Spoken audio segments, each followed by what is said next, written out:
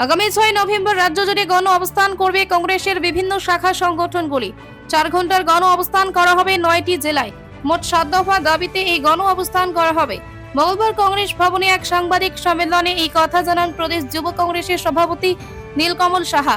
যুব কংগ্রেস, মহিলা কংগ্রেস, সেবা দল ও এনএসইউআই এর যৌথভাবে এই কর্মসূচি পালন করবে। প্রতিটি সংগঠনের নেতৃত্বে এদিনে সাংবাদিক সম্মেলনে উপস্থিত ছিলেন প্রদেশ যুব কংগ্রেসের সভাপতি নীলকমল সাহা। বলেন, রাজ্য সরকারি প্রতিটি শূন্য পদে নিয়োগ, নেশার বাণিজ্য বন্ধ করা, মূল্যবৃদ্ধি রোধ, আইন শৃঙ্খলা জনিত পরিস্থিতির উন্নয়ন করা সহ মোট 7 দফা দাবিতে এই আন্দোলন করা হবে।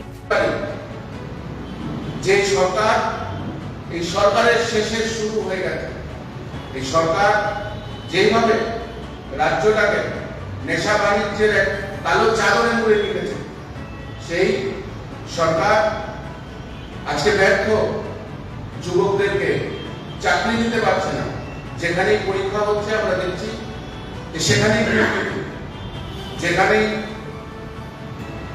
পরীক্ষার স্বচ্ছতা নিয়ে প্রশ্ন উঠছে, যারা পরীক্ষা দিচ্ছে তারাই প্রশ্ন করছে যে সে পরীক্ষা ঠিক করে দেওয়া হবে। তাই আমরা সিদ্ধান্ত করেছি যে আগামী 6 তারিখ আমরা রাজ্য জুড়ে গণ অবস্থানে যাব। আমরা 4 ঘন্টার গণ অবস্থান করব রাজ্যের আমাদের সাংগঠনিক যে 9টি জেলা আছে সেই 9টি জেলায়, এবং পরবর্তীতে ব্লক স্তরে সেই গণ অবস্থানকে আমরা নিয়ে যাব।